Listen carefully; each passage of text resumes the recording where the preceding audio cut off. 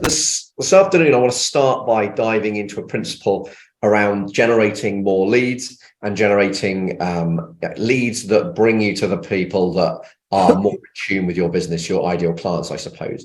And I want to do that by going through a piece called The Why Beneath.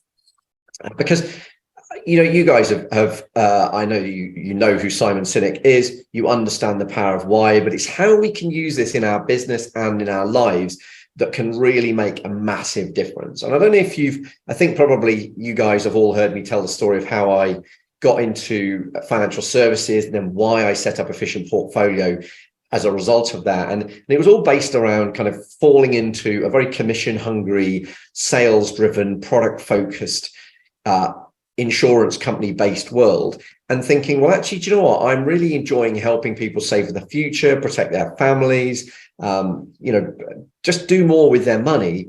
And yet, why is it all about this, commission hungry product pushing that is all we hear?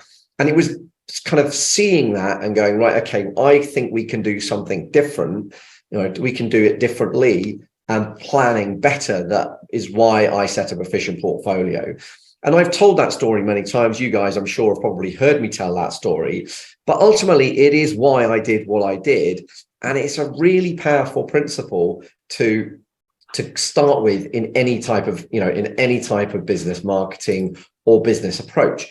And in fact, I'm sure you've seen Simon Sinek's TED Talk. I know he's spoken at MDRT, which was an excellent talk based more around his The Infinite Game book, which is also an excellent book. And you've probably read Start With Why. But it is a fantastic book to go back to.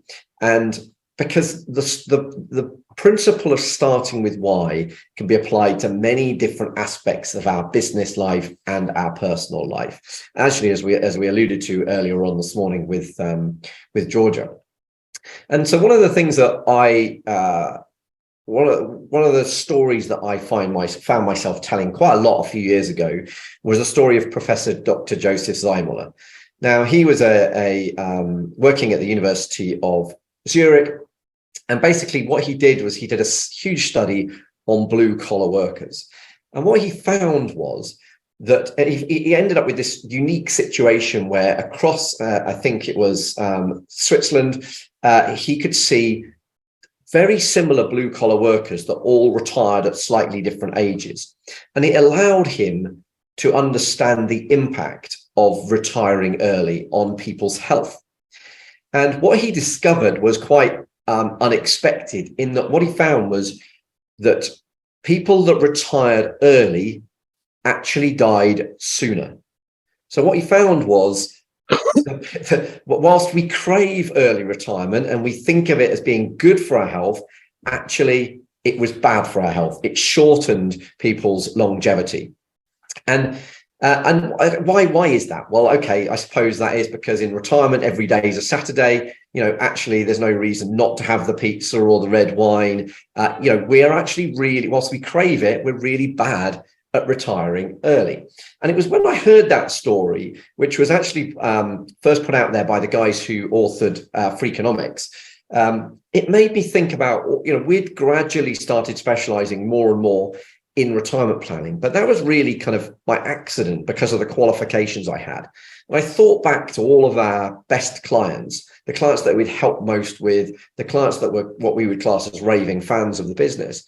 And I thought, well, really, okay, the dream retirement is about the money because, that's what we're helping them with. But actually, it's also about how they spend their time and how they improve their well-being. And in fact, I ended up talking about this as, the dream retirement is having enough money to sleep at night, enough purpose to get up in the morning for, and the health and well-being to actually enjoy it. And kind of over time, I started to realize that actually the dream retirement was about way more than just the money. It was about so much more. It was about how you spent your time, about how you remained fit and healthy long into retirement so you could actually enjoy the stuff that you wanted to. And ultimately, that is why I wrote The Dream Retirement. The Dream Retirement ended up being a study of what I had done with clients.